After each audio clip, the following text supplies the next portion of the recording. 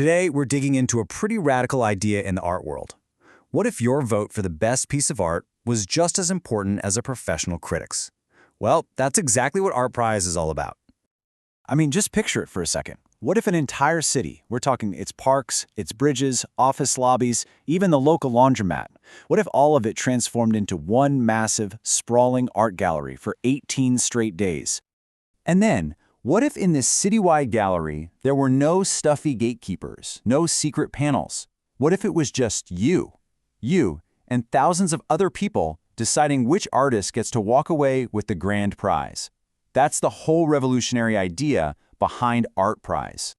You know, its founder, Rick DeVos, actually called it a social experiment, and that's the perfect way to describe it.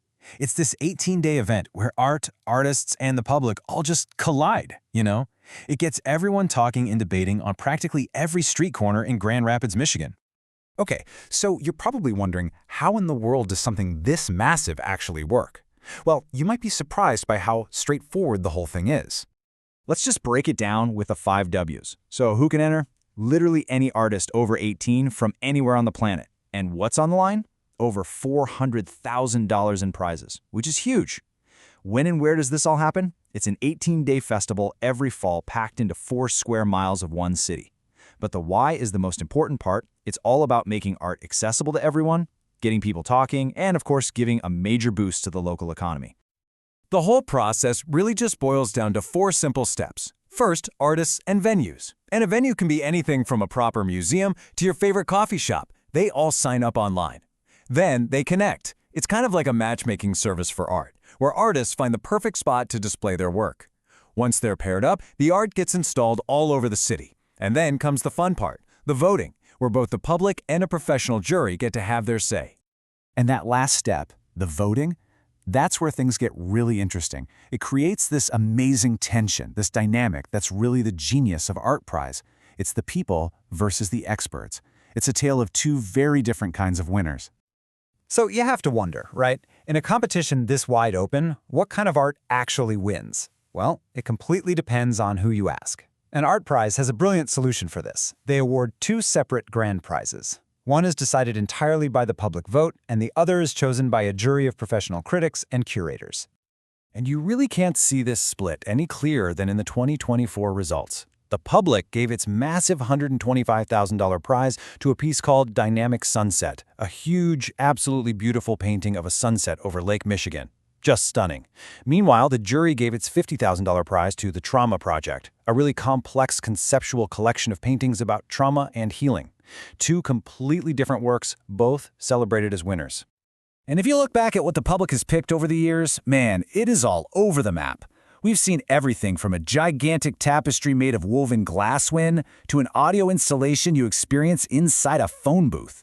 It just proves the public isn't looking for one specific style. They're awarding pure creativity in pretty much every form you can imagine. Okay, so let's say you're hooked. Maybe you're an artist thinking about entering, or you just want to go check it out for yourself. Let's look at how you can get involved in the upcoming 16th edition.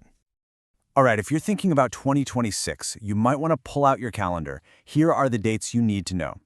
Venue registration kicks things off in early March, and then artist registration follows. That connection period in June and July is super important. That's when artists and venues pair up. And then the main event itself runs from September 17th to October 3rd, with that public voting window open for the first couple of weeks. But you know, the impact of ArtPrize goes so far beyond just the art world. This whole city-sized gallery concept has become this incredible force for the entire community.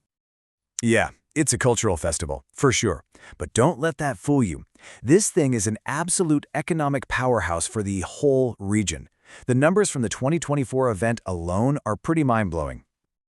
So let's talk numbers, starting with people. In 2024, ArtPrize pulled in an estimated 800,000 visitors. Now, to put that into perspective, that's more than 4 times the entire population of Grand Rapids, all flooding into the downtown area for this event. And all those people, all 800,000 of them, they need places to eat, shop, and stay, right?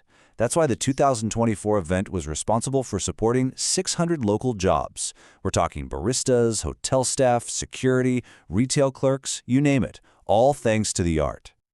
So what does all of that, the visitors, the jobs, the buzz, actually add up to? The final number is just staggering. The total economic output for the county from this single 18-day event was, get this, $77 million. That's the incredible financial power of turning an entire city into an art gallery. Which really brings us right back to that central question. ArtPrize makes art democratic by putting the power right in your hands. So I'll leave you with this. If you were walking those streets, phone in hand, what would you vote for? What kind of art would win if you were the judge?